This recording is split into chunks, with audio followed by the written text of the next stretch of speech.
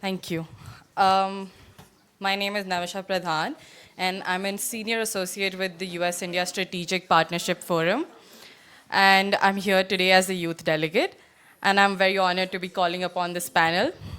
Welcome to the APAC Equality Moonshot, a conversation dedicated to advancing inclusion and opportunity across the world's most dynamic regions. Today, we are privileged to hear from an exceptional panel of women who are redefining leadership and driving meaningful change in their respective fields. From shaping global trade policies to representing nations on the world stage, championing innovative business strategies and fostering inclusive leadership practices, these women exemplify excellence and impact.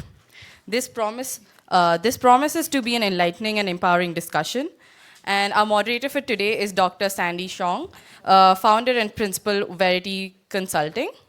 A Harvard alumna, Sandy is an award-winning International Business Executive of the Year, Asia's top Sustainability Women of the Year, and Singapore Management Consultant of the Year. She chairs the ASEAN Business Alliance and is a member of the World Economic Forum's Expert Network. Appointed as Ministerial Advisor for Innovation and Digital Economy in Western Australia, Sandy has played a pivotal role in positioning the state as a global hub for innovation, investment, and sustainable development. A strong advocate for sustainable trade, responsible innovation, and digital inclusion in the Asia-Pacific region, Sandy has shared her thought leadership at leading forums including the Harvard Business School, United Nations, World Trade Organization, and the 2024 Davos Agenda for Women. Raised in Singapore and now based in Australia, Sandy champions for marginalized communities through the Rhodes Scholarship, valuing children initiatives, and Special Olympics Australia. She was awarded the Australia Community Citizen of the Year Award by the Governor in 2020 and inducted into Western Australia's Women's Hall of Fame in 2024. Please give me your round of applause for the moderator and invite her on the stage. Thank you. Thank you so much. Thank you, everyone. It's a real pleasure to be here.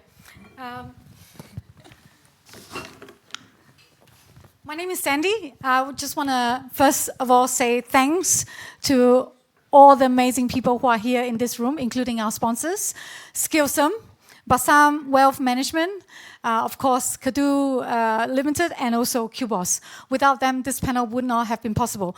Also, it's a real privilege to be here because this is the first time where we have an Asia-Pacific panel. And why is Asia-Pacific so important? It has more than 60% of the world population in this region. And of course, it's 4.3 billion people. More importantly, beyond the statistics lies a very diverse region. As you can see from today's panel, we have Australian, we have Thai, we have Japanese, and of course myself, I was born in Singapore. Before, I lived in Australia for more than half my life.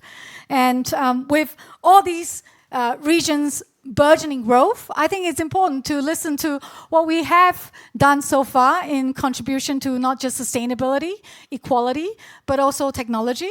And I think more importantly, I also wanted to highlight that, Asian cultures in general, right? We're not shrinking flowers, right? We're not seen but never heard. Today, you're going to hear quite a bit. And more importantly, we bring very unique strength to the table, balancing tradition and modernity, navigating complexes with grace, and leading with a vision that values both the community and the innovation. And I think these qualities are really important in a very divisive world now. And also, if we want to ever achieve sustainability, we do need to have people and women and men who believes in harmony, collective success, and also dialogue, relationship building. Right? So I just wanted to also mention that it's been a real privilege to look out for these women. When I first started proposing this topic last year, this time, people were wondering, well, we have Middle East women, we have a focus on American women and African women. Where's the Asians? Right? And so this is also a reason why it kind of motivated me to do this. And this is also very personal to me, this this panel. I've actually worked both in a Western society and also Eastern society. I'm obviously ethnically Chinese, but I've lived in Australia more than half my life. I've studied in Japan for a year, and every year I go back to Japan. My grandmother is a quarter Thai, and I was obviously born in Singapore, and so I live in both worlds. I've also lived in Germany, I've worked in the US, so I definitely see a lot of qualities when two cultures merge. And I hope today it will share some light on that. But more importantly, I just want to ask those in the crowd, how many of you women here today are migrant women? How many of you? So you're born elsewhere, but you are now working in Germany or working in Switzerland. Okay, great. Well, there's a saying, if you want to get anything done, just get a woman to do it. But if you want to get something done really, really well, get migrant women to do it. And today, hopefully, we're not just celebrating diversity, we're also acknowledging all the hard work that the women in this room are putting today, including Rupa, our founder, and also the CEO of the World Woman Foundation. Real proud to be here. Okay, so let's start with this, and I'm really fortunate to actually introduce the esteemed panel of leaders from this region who are not only shaping the region's trajectory, but also setting global benchmark for the world in terms of equality and innovation. And so I would love to hear from them how they turn ambition into action. So let's welcome our distinguished guests. First of all, the ambassador of Thailand to WTO and WIPO, and coming all the way from Geneva, the director. So Ambassador Pinchanok Pitfield, please welcome her. Thank you. สวัสดีค่ะ And of course, my good friend Michael Oshikawa, director of association from the division in the World Trade Organization. Please welcome Micah. And of course, my good friend Vanessa Verschoor, the author, the CEO, and also organizational psychologist coming from Australia, all the way from Australia. Please welcome her. Okay, so the first question would be for the ambassador. So the ambassador, we had lunch last week. And I told her that, Asian women need to speak out more. What kind of challenges do you feel? And straight away she stopped me. She said, no, I'm very direct. And I speak up. So, and Ambassador Pitfield, is not just the chairperson of the Committee on Development and Intellectual Property. She was also the chairperson for the TRIPS Council at the WTO. Prior to this, she was the Director General of the newly established Trade Policy and Strategy Office, and at the Ministry of Commerce, where she initiated many projects, including one very innovative one that uses big data on traceability, a kind of traceability system for organic rice using blockchain. And her career has focused on trade negotiation. So she's an amazing negotiator. If anyone is thinking of negotiating with your Asian counterpart, please listen, right?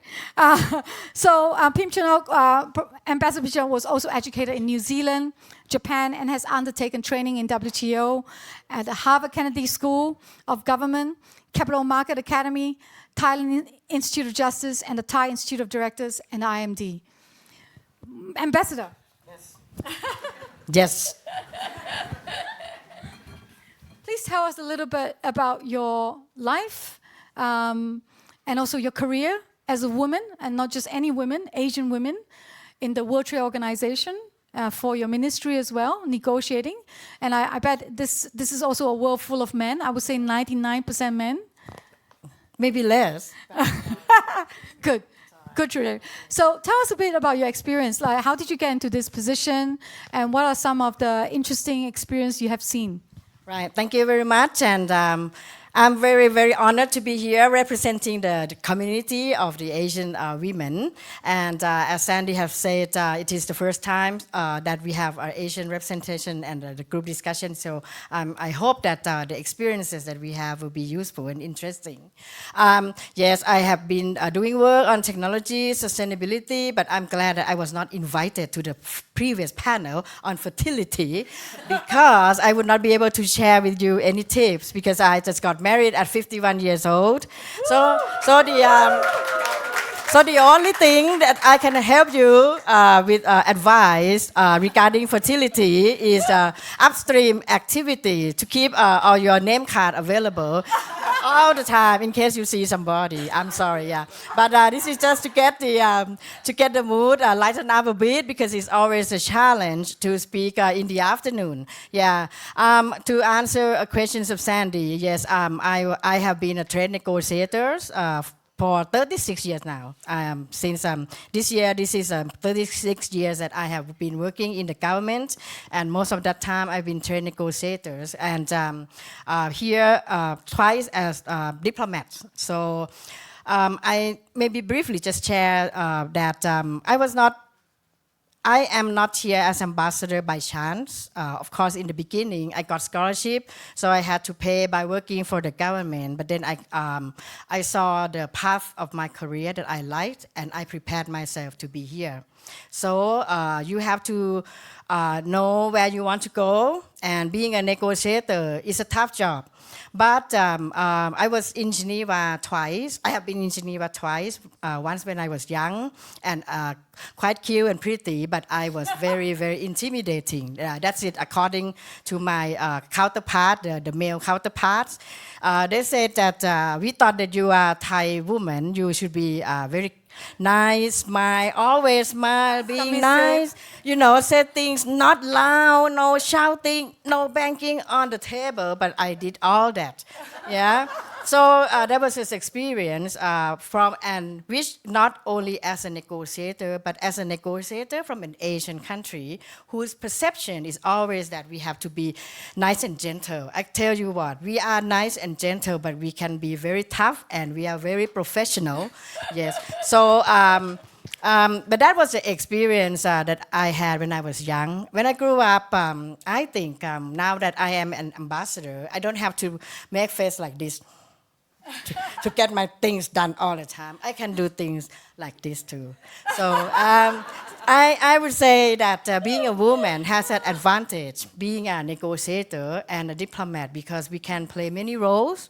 We can be tough when the situation demands that we have to be tough. We have to speak our minds always. But we can also do it in a variety of ways. We can also be nice. We can also smile and say, this is what I want. So we don't have to be, this is what I want, I think I grew up and recognized that being a woman is actually an advantage, but you have to know that. But for me, the important thing is not being a woman or not a woman, being a diplomat, a negotiator. You have to know your stuff. This is what we in the negotiating world we respect. No, you can talk, you can be nice, but if you don't know your stuff, you go to the negotiating table, your opponent will know right away that you don't know your stuff. So for me, I always tell my colleagues that, okay, blah, blah, blah, but first of all, we have to know our stuff. And this is what is important for a negotiator. Credibility is important. But also, I think before I give the, pass the floor, I think for me that, I can share experience a lot, but I think we don't have that much time. I just would like to share a few things that being a woman and 36 years, I have recognized the difference between a leader and a boss. I want to be a leader because for me, a leader is to inspire. A leader is not to tell you what I want and follow me. For me, the three things that the quality of a good leader is not only to inspire. The leader must have a vision, should know what he or she wants. The leader must make decisions. This is very important. And last but not least, a good leader must be accountable. So this quality of my, in hindsight, because I'm close to retirement now, so I have a lot of things to share, but maybe I would like to share this. And I think first, to talk to Sandy, being an Asian woman, we have to overcome perception, but we can do it, and we have the choices, but we have to learn by experience, and that there is nothing negative about being woman. I find it empowering.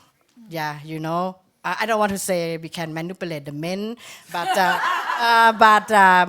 you have to play by ears, and you have choices. So I would stop there for now. Yes. Sure. I really enjoyed that. So when we had lunch last week, she was telling me, she said, as a man, if you want to get things done, there's only one look, right? But for women, you can use so many different levers. And I've never seen it from that perspective. You could be seductive, you could be charming, you could be manipulative, like you say. But no, you don't be. You could be a trouble, right? You could be assertive, actually. You can also do things like playing good cop and bad cop. These are the tips of a good negotiator, but it's probably no time. But being woman, you can do that. You can be good cop with this negotiating partner. You can be a bad cop with this. You don't have to be stick to your role. Yeah, so it's like the iron behind the velvet glove. So there's a lot more levers that women can actually exercise to get what we want. And I never forget that. I think this is truly important to remember. And when we were talking about shrinking flowers and be seen but never heard, that's the culture where I grew up in. I remember when I was a kid, people basically coined women as a bucket of water. And I asked, what do they mean by bucket of water? Well, women marry off. And so it's like the bucket of water you throw out, you can't take back. So a lot of opportunities were not afforded to women in Asia. And in some cases, this still happens. So this is something like really personal to me. And when we were talking about, women being shy, particular Asian women, we don't just have the glass ceiling to overcome, but also the bamboo ceiling on top of that.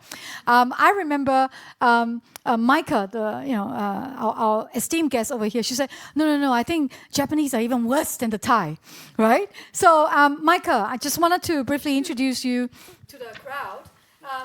Micah is a Japanese national, and you've made a significant contribution in advancing international trade and fostering global economic cooperation as the director for a session division at the WTO. So prior to this, you were also the head of Asia Pacific desk in the Institute of Training and Technical Cooperation of WTO. And what really interests me with your background is that, your connection to China, right? And your connection to the larger Asia. And more importantly, the important work that you do in promoting peace through trade. We'll talk about that and unpack that a little bit later. But I also wanted to recognize that you've worked in several divisions at the WTO Secretariat. You've graduated and you've got a Master's in Science in Development Studies from the London School of Economics and DES in the International Economics of a Graduate Institute of International Studies in Switzerland and a BS in Foreign Service from Georgetown University. So from your experience, right, as one of the long-serving senior officials from the Asia-Pacific region at an international organization like the WTO specializing in trade, can you share with us and some young people over here, what is your journey, what is your trajectory in your career, and what have been the challenges that you face as a Japanese woman working in a Western society for over half your life? Thank you, Sandy, and really thank you very much for the invitation to be this panel. Let me really start with how I got here to that stage today. Sandy and myself, actually, we don't really know each other 2 months ago. We met by chance, and then she came to my office, probably how I look Asian, right? And she said, I'm organizing this session in Davos, looking for, Asian women in the leadership role. Can you recommend some names? I said, yeah. Then we couldn't come up with any. And then she actually said, no, I heard Ambassador of Thailand. She's great. Oh, yes, yes, yes. Right? And you have just seen. And then, but do you know any others? I said, yeah, I should know, because I could come up with any names from any other region, because actually I worked a lot elsewhere but Asia, I should actually say. But then we couldn't come up with the names. But she said, well, at the end, well, if I don't find anybody, you are in Geneva, in Switzerland. Why don't you come? No, it wasn't like that. A little bit, but this is Okay, we have different versions. But this conversation, because I've been in the WTO for like over 25 years. I started my career as an intern, and I, moved up all the way. Never thought too much about being women and nor Asian. And because when you are working for international organization, unlike the ambassador, I do not represent Japanese. Actually you have to even sign that you are not going to promote particular interests, because I'm working for an organization which has 166 members and more to join. So you kind of remove that. So then, but I was really, really shocked. Oh my gosh, we actually don't have. That's a problem for the region. Especially Sandy gave all the numbers. It is a dynamic region, but we don't have any. And second shock for me was, well, you need a role model. And I actually do have role model in my workplace. This morning, my boss, Dr. Ngozi, was here, and definitely she's a role model in the workplace. But she's from Africa. Yes, she has, of course, worked in the international organization. But who is like a role model from the region? And I realized that I actually don't. That saddened me, and it really shocked me. Said, oh my goodness, that's what I said to Sandy, we got to do something. So I really want to really congratulate the effort of Sandy to actually to push the case to organize this session. I understand it's for the first time. So thank you very much. And then I hope that today's conversation will sort of highlight, because there are fantastic women, I'm not just you, but many of them. But what I mean by this, probably in the international sort of scene, like coming to Davos, or in the environment I'm in. So, after this sort of, I was very shocked. So I decided to look at my organization. So being basically women, okay, it's a disadvantage, and being Asian. But then when I look at being women, I think my boss talked about, well, also thanks to her, there has been an improvement. Yeah, I think in gender equality in the WTO Secretariat, maybe probably very comparable with the other organization. I think we are getting closer to parity, which is good news. Although, of course, senior leadership still lacking, but I think direction is right. But then I look at the number for Asia. Asia is diverse, as you said. So then I realized there's a 10% of the staff is from Asia, which goes from Japan all the way to like Turkey, that whole region, and 10%. With a 60% of population. And then when you come to trade, Asia is the one trade. When you look at 20 top, trading, 10 of them are from the region. So I said, oh my gosh. So I think there's something more should be done. I think Asia's voice, not just in the negotiation, like somebody yourself, but also in the organization which really try to capture the membership. So maybe. So I want to tell my version of the story. I find it really fascinating to talk to Micah. She's a great connector, and more importantly, I was going to her office and hope that she could recommend someone in Geneva, or at least someone from Zurich or this space for a speaker. And then I just heard her start talking about this book that she was co-writing called Trade for Peace. And I also heard about her work in trying to get countries that are currently developing countries like East Timor, even Bhutan, or perhaps in the future Palestine, to join the WTO. And I think that's a spark, I think, that really went in my head. I was like, wow, this woman is doing fascinating thing behind the scene, right? Because we all know that economic empowerment is a pathway to peace.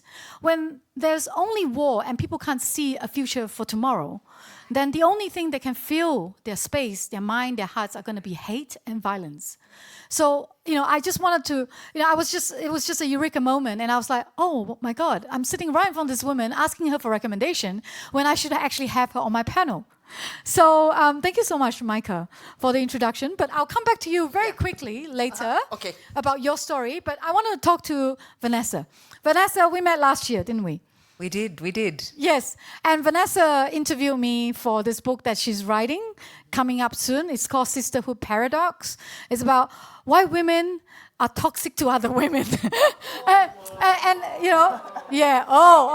I hear a lot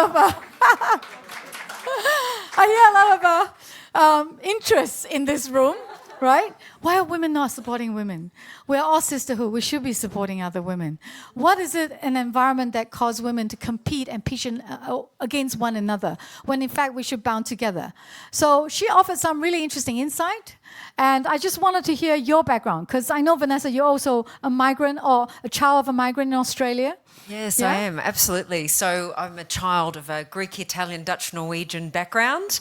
And my background is actually as an organisational psychologist, moving into high performance and then having the absolute privilege over the last 20 years of being an advisor to ASX 20 and Fortune 100 organisations, trying to influence the mindsets of leaders and boards at scale to create a world that is better for us all.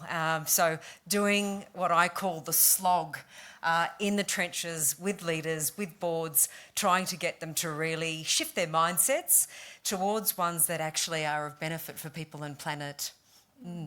So tell us a little about your journey. I mean, what interests you in this particular topic, like something personal? I want you to tell us something. About the book?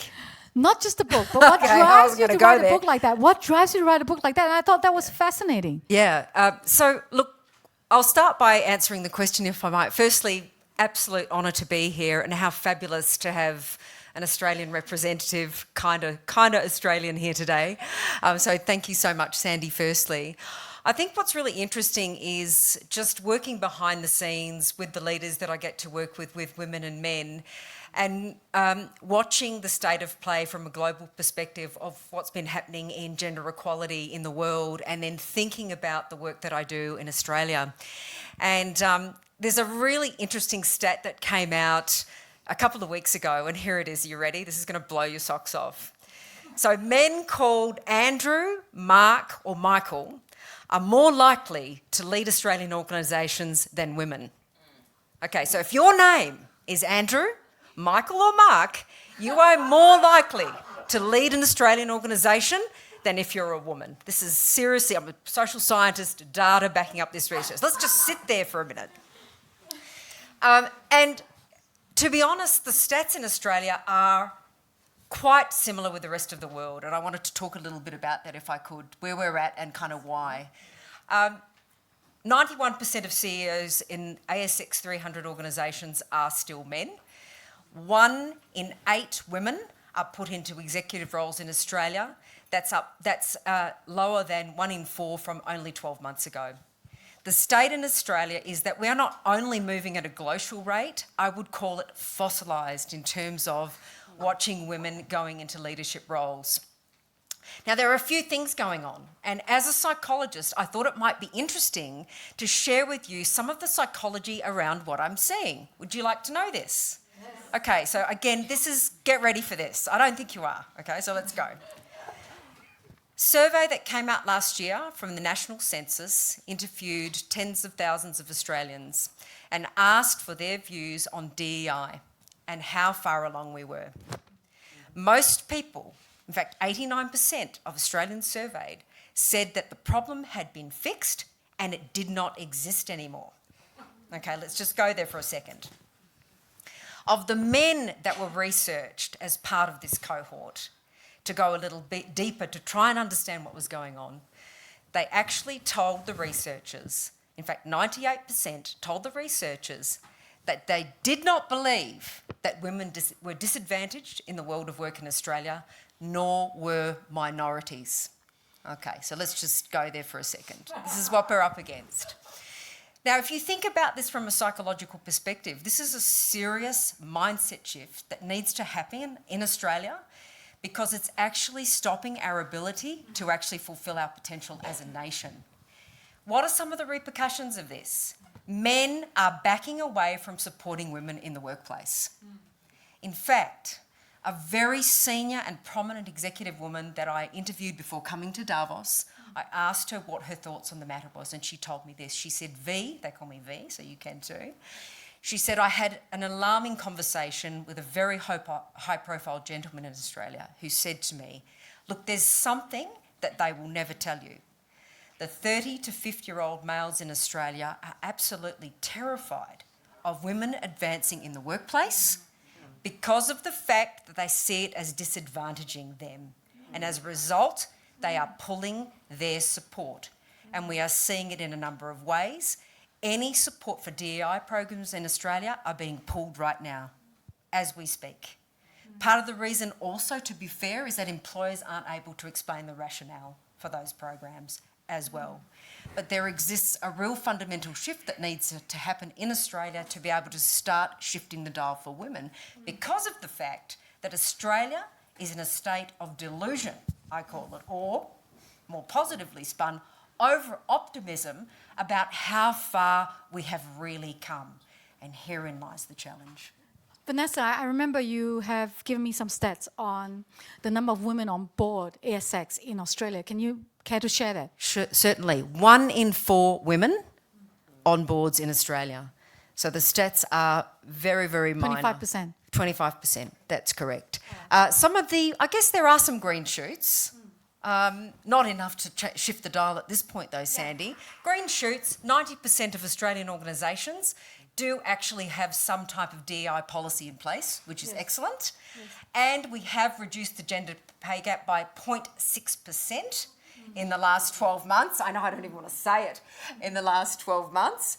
And more organisations are actually setting targets, moving from 57% to 68% in the last 12 months. So there are some good intentions there, but what we have is an actual national mindset shift that has to happen to create the change that we want to see.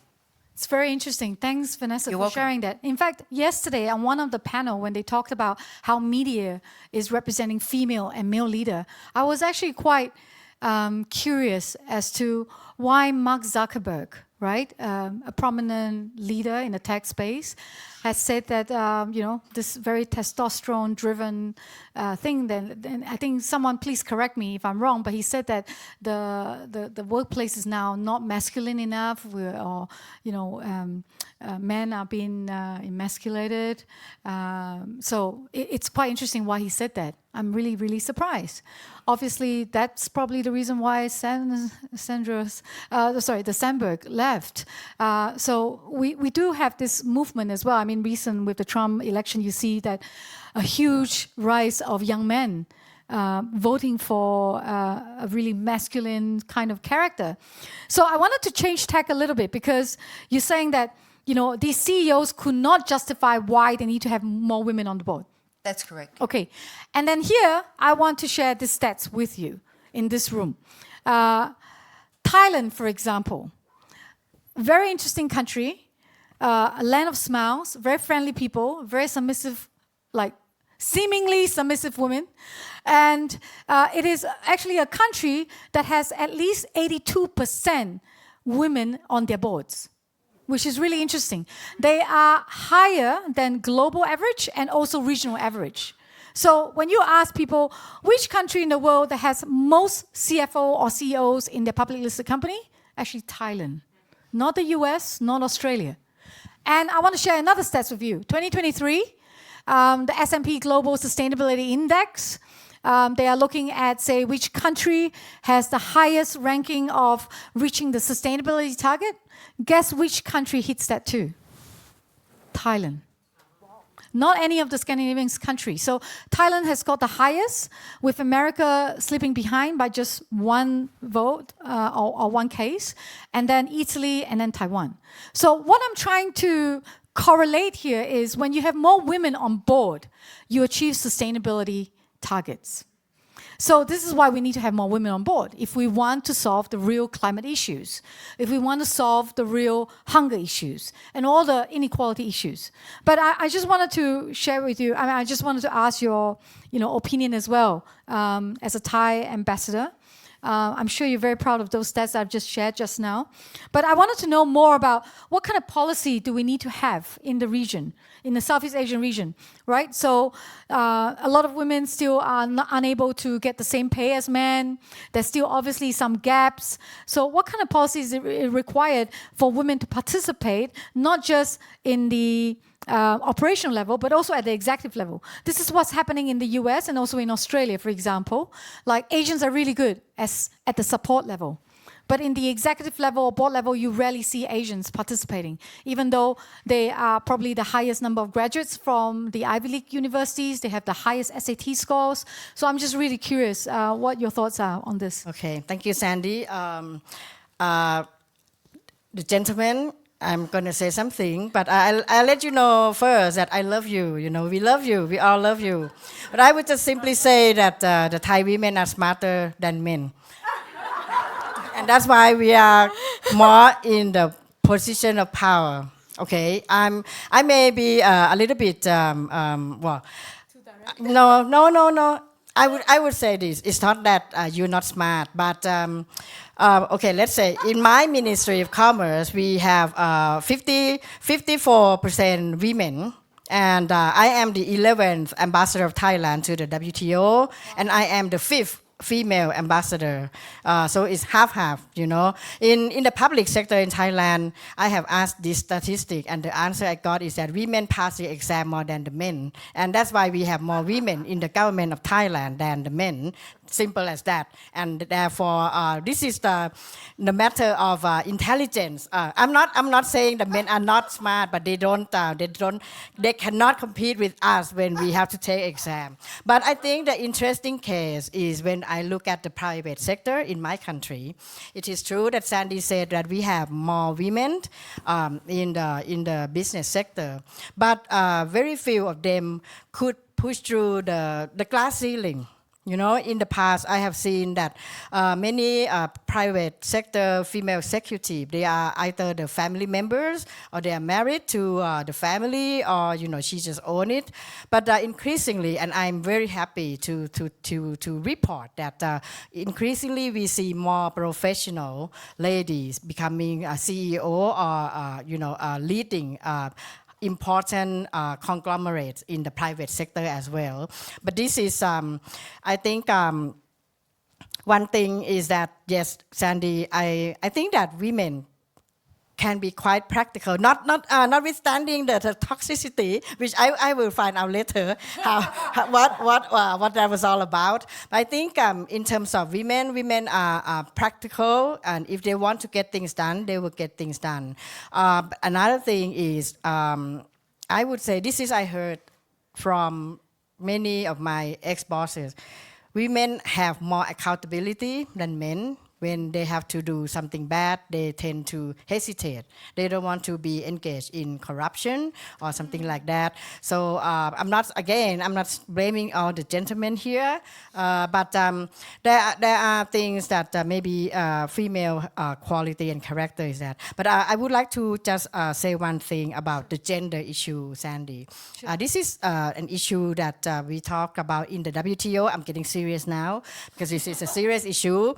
And I share with you that I took the course in the WTO the first time they ever do the trade and gender, and I was the only ambassador there. I'm always a very curious person, and I just found out that the secretariat and many participants, they don't think that there is a problem of gender inequality, that it doesn't exist. Really? I do think, I'm from a country which it may not be a big problem, but we see that it exists many where. So I hope that These will be addressed seriously, and we should share experiences from different region to region, because what I heard from participants from Africa, for example, and even just before to panel before, that their problem is not even just get into the working pool, but they have problem even get to basic like finance. They cannot open bank account without consent from the family, the male family.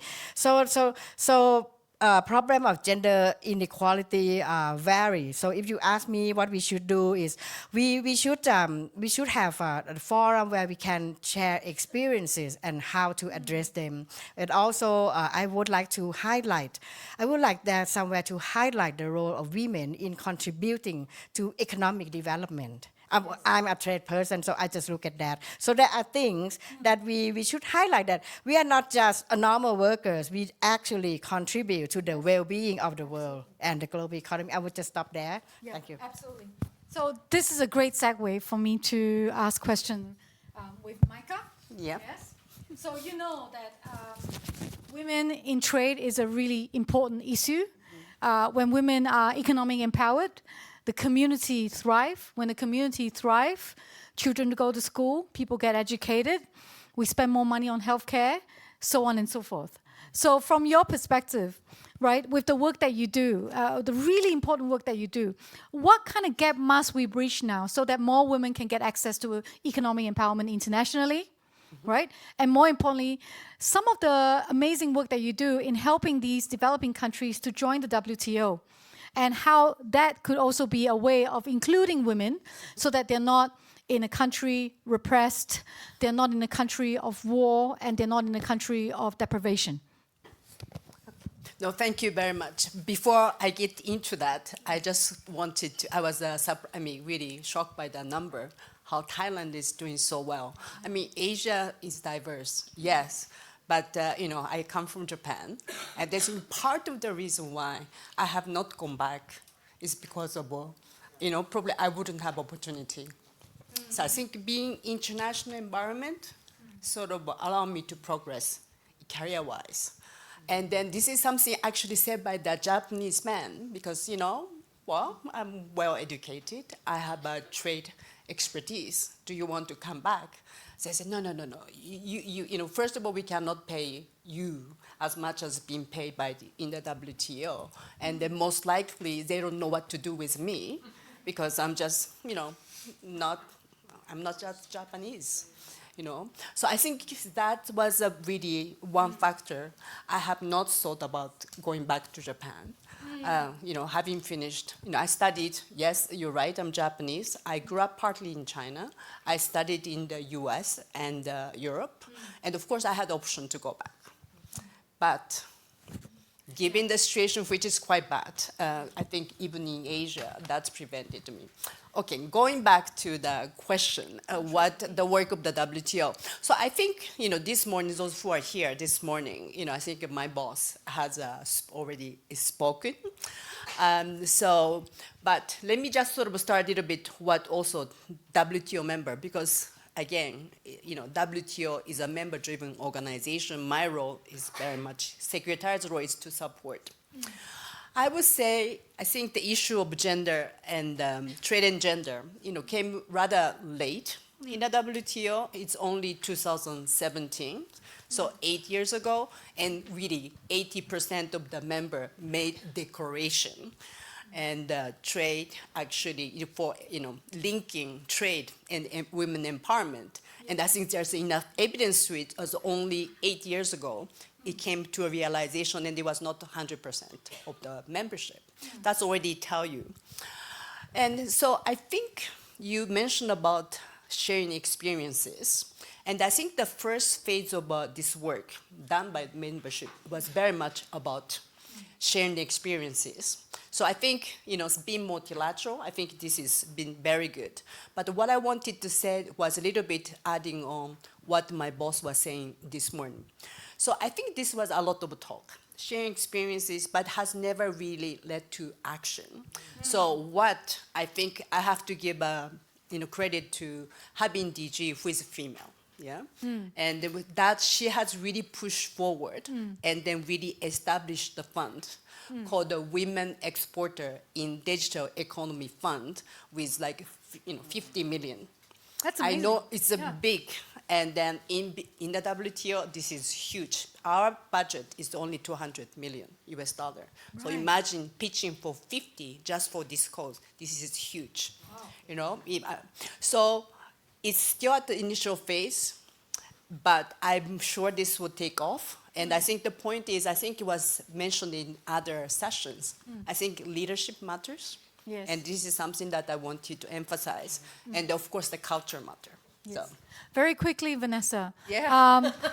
I want you to tell us your thought on why is it that we have this paradox? How can we overcome it in 30 seconds? The women paradox, the sisterhood. Oh my goodness. Okay. Look, the sisterhood paradox. The book is actually the psychology of female workplace aggression. Just trying to understand. You talked about glass ceiling, bamboo ceiling. Research has shown worldwide, this isn't me, that we actually have a sisterhood ceiling. And unfortunately in Australia, a lot of the stats are showcasing that women are not supporting women enough. When they do, it is absolutely magic. We can create heaven together. But when they don't, it is actually creating mental health issues. It is holding us back. And I believe that we have the power to change that. The change starts with us, and we have to be committed to lifting up other women. I was thinking about the session today and thinking, I wonder if every single woman, you are all high-powered women in this room and men, committed to lifting one other woman up each year, what a difference that would make. You've heard of the butterfly effect. Yes. Every woman counts. If we can start batting our wings and really focusing on creating the change we want to see, it will happen, but it will take all of us and men along for the journey on the road less travelled. Indeed. And thank you so much. Has anyone got any questions? Very quick questions for our panelists. Yes, the lady at the back. You mentioned about sisterhood, and I completely agree with you. I think what needs to happen, in my opinion, because I'm a great advocate of women empowerment, is that it needs to be a mind shift, because there is that issue of women don't want to help other women because we have struggled. We say, oh, we've struggled to get to this position, so that you are going to have to work just as hard to get to this position, and therefore if I have to work hard, I'm not going to help you. And I think that's the destructive mindset, because other men help other men, and so Yes. why can't we get together and help our sisters to get above and get away with this whole mindset of I've worked hard, so you'll work hard too. So I think it's also because of the lack of opportunities. So sometimes, long time ago, 10 years ago, I wouldn't advocate for quota system. And then after I've been on a number of boards, including the Rhodes Scholarship, I'm starting to see that sometimes women are the biggest obstacles for other women. And this is why I think, with the quota system, it might be an opportunity for more women to step up. When women don't see other women as a competition for that tiny little opportunity, then we start to open up and share. The problem is, right from the very top, we do not have these opportunities. So when that one opportunity came up, we don't see other men as competitors, we see other women as competitors. And that is a problem.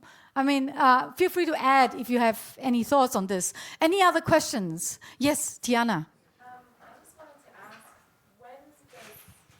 when do you see that there's a divide? Sorry, ladies. Sorry. Yes, sorry. We are streaming this to the World Wide Web. No Okay. one can hear the question. Okay. Please, Sorry. please. Give the microphone to her. Thank you. I thought you were going to tell us not to ask the question.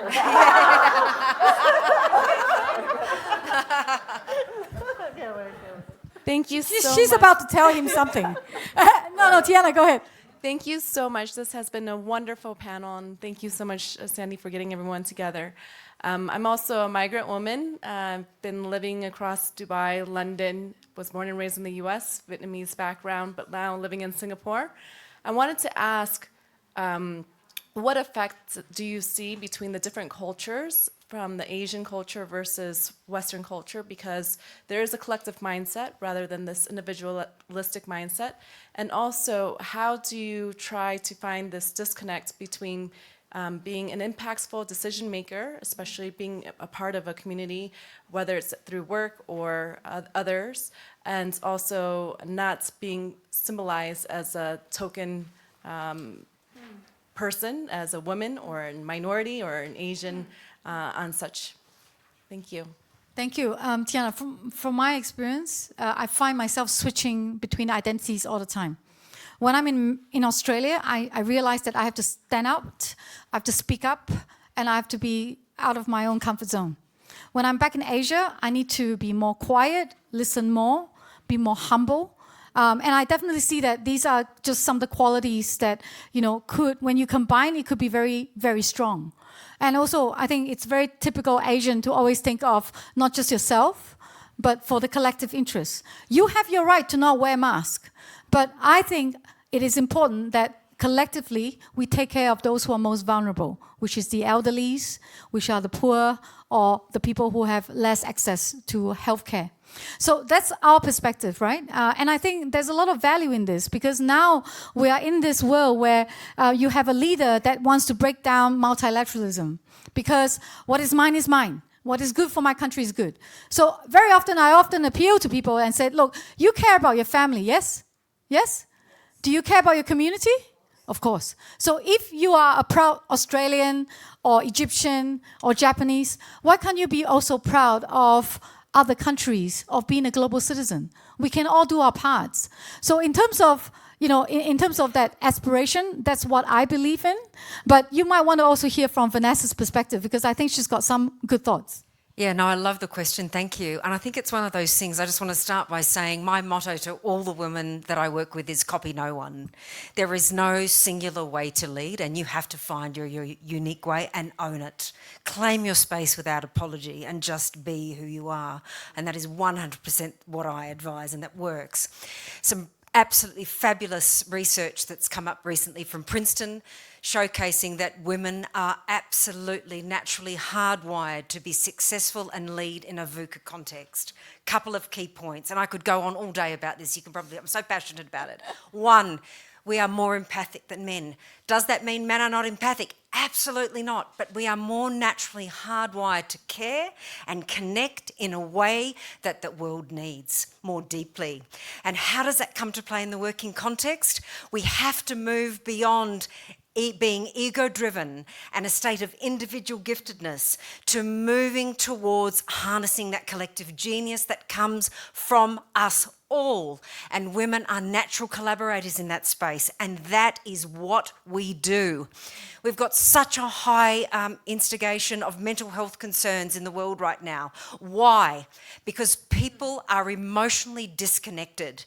They are lonely and people are dying. And women have a very important role to play to creating those deeper level of connections, but also in really working with people and customer to create meaningful experiences at work, to create engaged workforces, to go beyond simply having profit as the purpose and actually go towards drive the organisations to a purposeful higher calling. And that's what we do. One last thing, interesting factoid. Latest research. Women are actually greater risk takers than men. Oh my God, did I just say that, ladies? That is the actual case. When we are in an environment that supports us, we take bigger risks than men. And it is why so many women are leaving the corporate life to become fumpreneurs. They're saying, screw you, I am leaving, I'm going to take the control back, and I am going to do what I need to do to have impact on this world my way. So I won't monopolise, but I just want to share Micah, that. one last word from you. 10 seconds. Yeah, I think characteristics you describe, I completely agree. I think we often have to switch. Most of the time I'm not in Japan, so I stay. But when I'm in Japan, I just stay quiet. But I have asked, because of this session, I have decided, since I don't really feel representing women from the region, I reach out to the other colleagues in my organization from the region and have this conversation. And the many things we all agreed. But something that I realized that we don't do, we don't share. We don't share. We do this, but we don't talk about it. So one thing, I have asked them, I think as a starting point, we should share.